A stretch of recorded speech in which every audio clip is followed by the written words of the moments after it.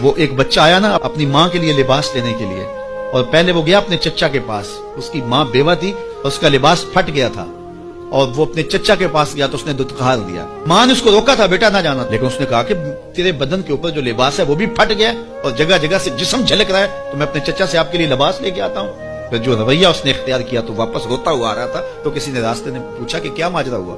اس نے کہا چچا کے پاس گیا تھا ماں کے لیے لباس لینے، اس نے تو لا کے بھیج دیا۔ اللہ اکبر۔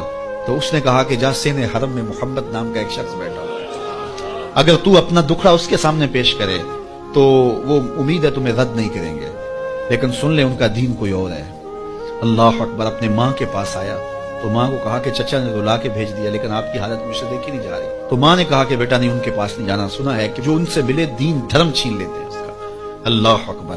تو حضور علیہ الصلوۃ والسلام کے پاس جانے سے ماں روکنے لگی، لیکن بچے نے کہا کہ امی میں پکا رہوں گا، بتوں کا وفادار رہوں گا، تم اس ٹینشن کو، اس پریشانی کو چھوڑ دو۔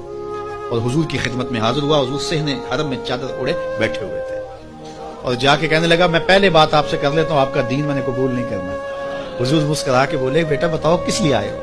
کہا میری ماں بے لباس ہے، میں آپ سے لباس لینے آیا ہوں۔ حضور نے چادر رحمت اتار کے اس کے کندھوں پہ ڈال دیا۔ اللہ اکبر۔ وہ واپس آ گیا اور ماں پر حضور کی چادر اڑائی۔ اللہ اکبر۔ اور ماں نے کہا کہ بیٹے اس نے اپنا دین تو نہیں تجھے دیا؟ کہا نہ، میں نے پہلے کہہ دیا تھا تیرے دین نہیں مانوں گا۔ ماں کہنے لگی پتر اس کا دین ماننا چاہیے، یہ جس نے رحمت کی چادر ہمارے سر پہ